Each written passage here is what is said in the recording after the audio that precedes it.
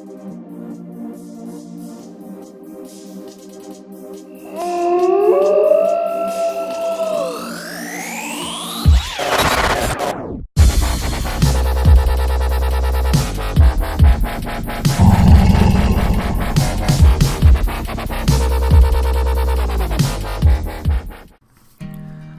it going, YouTubers? Cornwolf here. Thank you for joining me for another video today.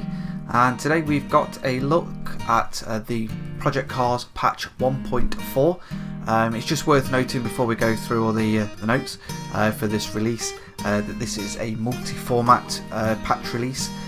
So it will include things from the PS4, Xbox 360, Xbox One, sorry.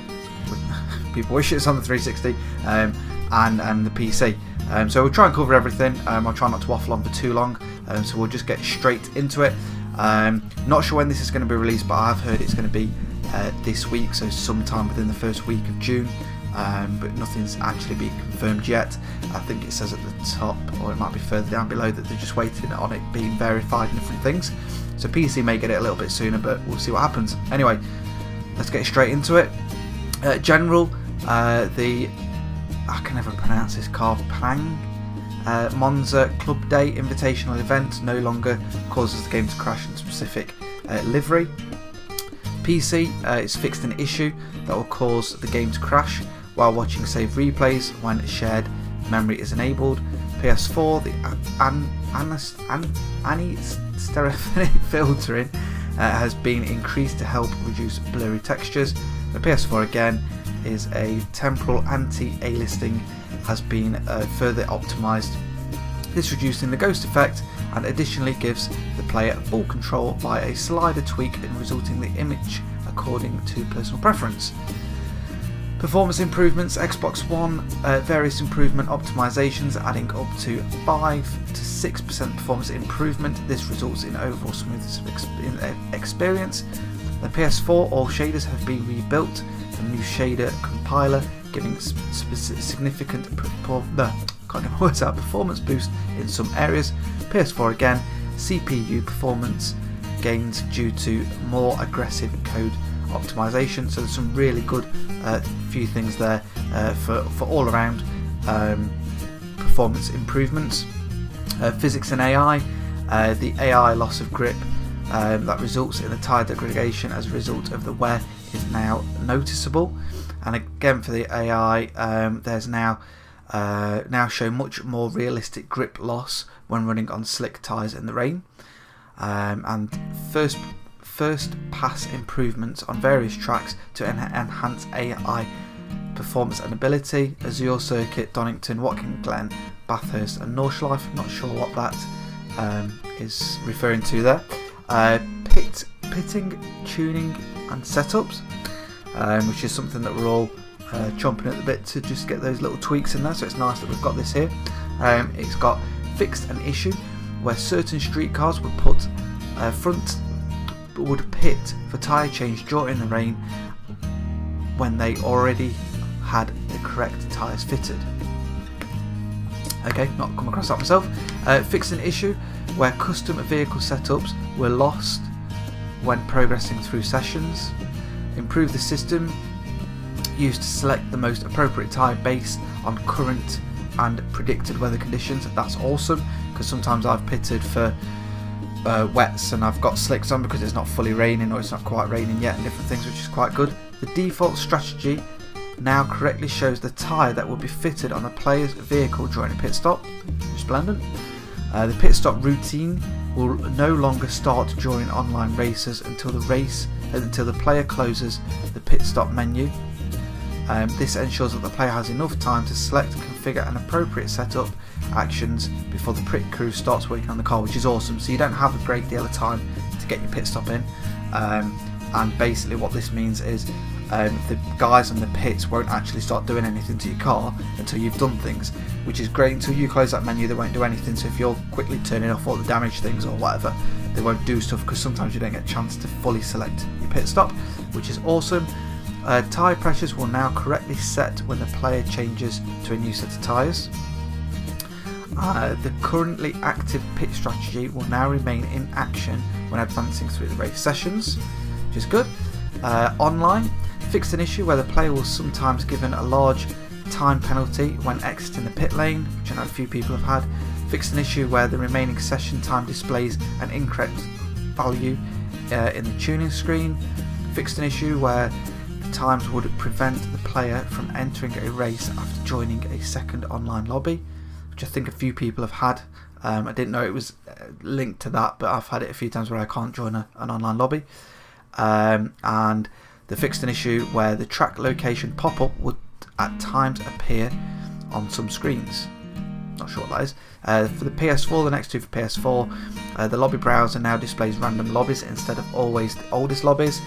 Fixed an issue where the network feature could not be used after resuming from reset mode. And for the PC, the next two for the three for the PC, the lobby browser now automatically extends the search distance for lobbies when not enough of them are found using a default filter. Lobbies that are hosted further away and therefore potentially worse latency to all peers appear at the bottom of the browser, and the colour coded with yellow and or orange icons do indicate the quality levels. So basically they're just enhancing the way it brings up the lobbies. And the session host now regularly sets the current timestamp to the session attribute so that the sessions with old timestamps are no longer displayed in the browser. This prevents stale sessions with no active host from appearing at the top of the browser. So basically it's going to actively update if there's an active host there, so you know which lobbies are the most current and the most active. And then finally the one for the PC there. When joining a session, the client now attempts to request the member details multiple times before giving up. This helps improve success rate of joining sessions. And then one for the Xbox One, fixed an issue where matchmaking was not filtering the race length correctly. I'm just going to scroll this down a little bit because as you can see this it's got quite a few more. So we're up to controls. All platforms fixed pedals and triggers that vibrate during replays. Fixed issues that cause the wheel to centering spring to be active during driving. I think that might be when you're sat still and it's giving you some incredible force feedback. Improved the force feedback strength and tweaked the default force feedback parameters for all supported wheels based on community feedback. So just be careful there, when this does release it may reset your settings, so make sure you save them or write them down or something in case it does change again. Further enhancements to steering feeling, improved blending between the tyre force spring and the steering lock spring, and improved behaviour of the wheel force spring while navigating the menu system. Whatever. Controls for the PS4 fixed an issue where the player got stuck in a career mode when entering the driver name using the wheel. Not very good. Improved the support implementation of several old Fanatec wheels such as the GT2, 3 and the CSR. Fixed the so the next few are for Fanatec, so the CSS, so it works correctly in sequential mode. The CSP pedals to save the calibration correctly if the player has calibrated only pedals. ABS rumble, the handbrake and tilt control on the pad, allowing it to tilt to use control for vehicles. And moving on to the vehicles, adjust the handbrake strength on the vehicles which are equipped with handbrakes. Whatever, who the fuck is using a handbrake anyway, unless you're drifting and doing crazy shit. Fix an issue where the rain wipers state did not reset correctly when restarting the session. Fixed an issue where the light glows from a vehicle behind. Where the light glows from the vehicle behind, the player would sometimes appear in front of the player. Whatever. That makes no sense. Fixed fuel pressure gauge calibration in several cars. Fix an issue. I'm not going to bother reading through all these because there's loads. There's a few things for the tracks, which are just slight inaccuracies by the looks of it.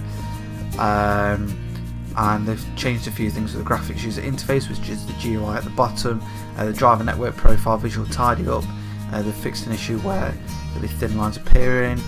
added support for better information display in community events page, fixed an issue where the HUD customization was not saving on exiting a session, fixed an issue where the potential lap time on the lap board would be inconsistent with the sector times displayed, which is good. I think quite a few people have noticed that's the potential lap times actually going to tally up better. And monitor and spectator mode, fixed an issue where the vehicle being viewed would automatically reset the player's vehicle to the player's vehicle on leaving the monitor screen. So I think I've had that a few times where you try and change something and it bounces you back to your own one. Anyway, I've missed out a few bits because it's getting a bit lengthy, so there's a lot of stuff coming. They've not exactly said when it's happening, but as far as I'm aware, it's happening this week. We're just waiting on a few more information on it and a date. Presumably it might be Friday again on the Xbox. PC again might get it sooner, and PS4 about around the same time as the Xbox. I'll put a note to this in the bottom. Thanks for listening to this video. Don't forget to give it a thumbs up as always, it helps me out. Share it, tell a few friends, and see what we can do, and we'll try and grow this community as much as we can. Recently hit, well, I've completely gone over it, but 500 subs to my channel, which is fantastic, so thank you for everyone's support. I'm going to stop it there because this video is getting on for about 12 minutes, so it's just fantastic that SMS are finally getting their finger out a little bit, cracking on with these patches, and it's nice to show really in-depth patch notes which covers all formats at once, so everyone can see them. So until next time guys, thanks as always, and I'll see you on the next video.